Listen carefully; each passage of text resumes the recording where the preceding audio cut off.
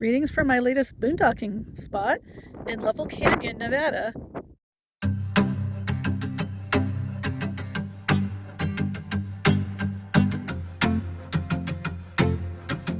It isn't far from the women's caravan. In fact, it's kind of right across the street.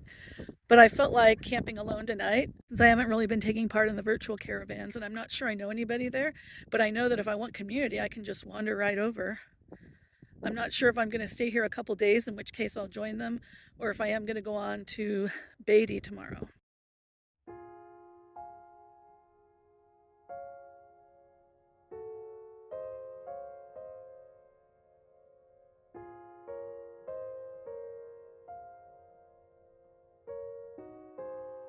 So I'm walking up this little forest road,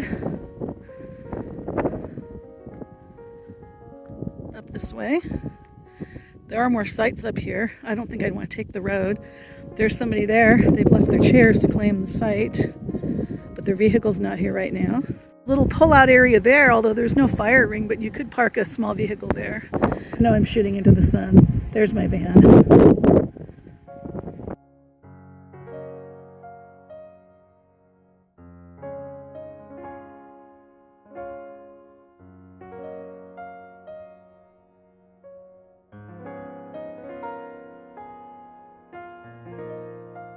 Further up the road, there's a school.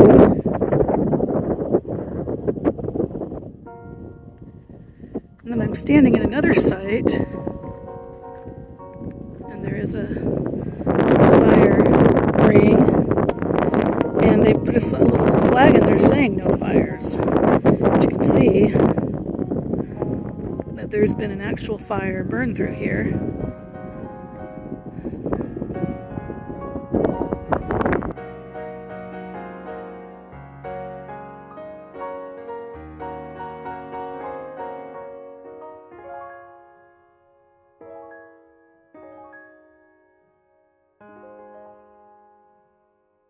Okay, so I'm semi-set up. I haven't dragged my table and chair out since it's a little bit breezy, although I think I will pull them out of the van and at least set them on the ground. It's not nearly as windy as it was in Laughlin, and not nearly as windy as Oatman was going to be, but it's breezy. So this is the view outside of my van door. I do have my driver's side door open for a little while. There don't seem to be any bees or bugs flying around, and the wind's not blowing into the van right now, although the prevailing winds have been known to change. And there's the fire ring I won't be using. I parked right by it.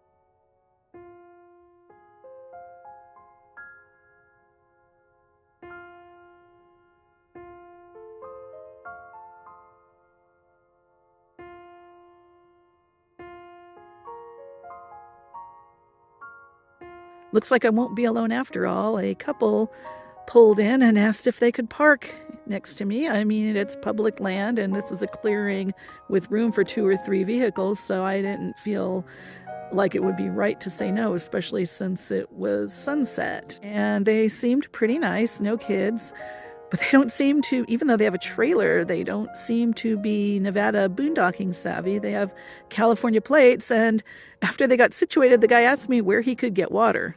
Yeah, this is public land in the desert, and there is no water, but a couple miles down the road towards Vegas, there is a fire station. Last year when I camped with the women's caravan, a volunteer firefighter came by, one, to tell us no fires, and B, to tell us we could fill up water if we needed it at the fire station. They have an outdoor hose. So they went off to get dinner, apparently, and it's like, I don't know where they're going to get dinner, if they're going to drive all the way back to Vegas or Pahrump, or maybe they'll stop at Mountain Springs if that tavern / casinos open. But anyway, just kind of fun times. As you can see, it's getting dark. There is their trailer. And I shouldn't be sounding critical. Like I said, they seem to be a nice couple. And everybody makes camping mistakes. I've made my fair share of them. But the one thing you don't do is, at least it's winter, but you don't go into the desert without water, without a lot of water. And I did offer them some because I have multiple gallons I filled up at Laughlin, but they said they were going to go. So I guess I'll see them in the morning because I'm going to be going inside pretty soon. It's funny though, because it looks like there's blue sky beside me and it looks like it's kind of light. But when I flip the camera around, I point it towards their rig, you can see it's kind of dark. Yeah, so behind me, part of my van. Hope I'm not going too fast here. And over where the sun set.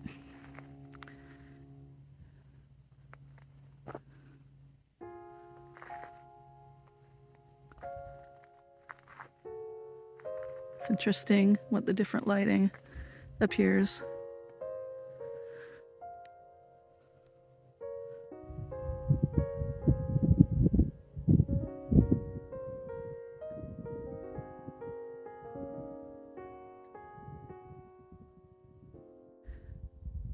Good morning from Lovell Canyon.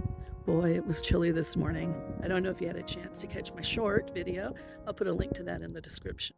So I'm a couple miles away from Mountain Springs, and I just checked the weather, and it says it's 34 there. It feels slightly warmer than that, but it also says Pahrump is 39 degrees, and Pahrump is a lot lower than this elevation. Anyway, my butane lit, and butane doesn't really work below freezing, so it had to have been above freezing when I made my coffee. And I'm not too cold. I got out my nice warm sleeping bag last night, the Mummy one, the lightweight but very, very warm 20-degree comfort rated bag. I use that as a blanket, tuck my feet into the Mummy part, but I don't like being constricted by the Mummy sleeping bag, so I unzip most of it. Then I used the other sleeping bag that I've been using on this trip. I laid it against the wall so that I didn't feel as much cold seeping in. And as usual, I was super cozy. I just don't stick my head out from under the covers, and I did have to be in bed a little longer than I would have liked, just waiting for it to get light outside so that I could get up and stretch. But the views are fabulous, and I'm happy.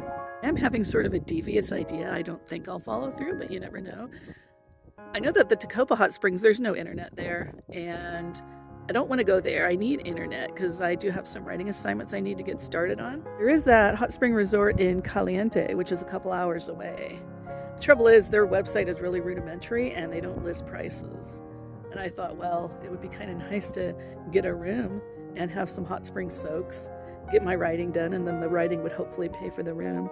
But they don't list their prices online. I'm going to have to actually give them a call, see if they have any availability, say for Sunday, and then decide if I actually want to spring for that. And I don't know, I might. I mean, it's really nice to have some hot spring soaks indoors, in pools, not outdoors, with bugs. But I'm absolutely going to have the internet so that I can do my research, so that I can write my articles. So I don't know how their Wi-Fi is there. I know that I have T-Mobile, which isn't always great, and Nevada coverage isn't always great.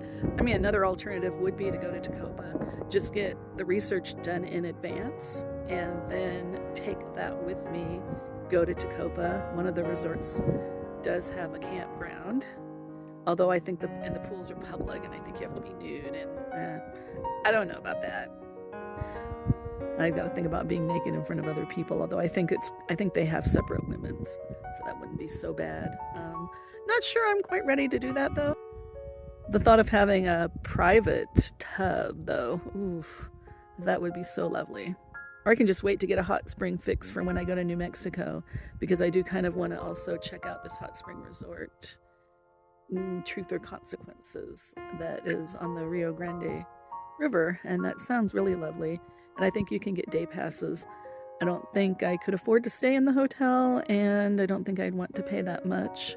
And they don't have a campground, but I think I could possibly get a day pass, enjoy some time there, and then go camp elsewhere. So we'll see about that too. Yeah, so I just checked, and it's 182 miles to the Caliente Hot Spring Resort. I don't think I'm going to spend that much gas, although I can still change my mind. I got several days.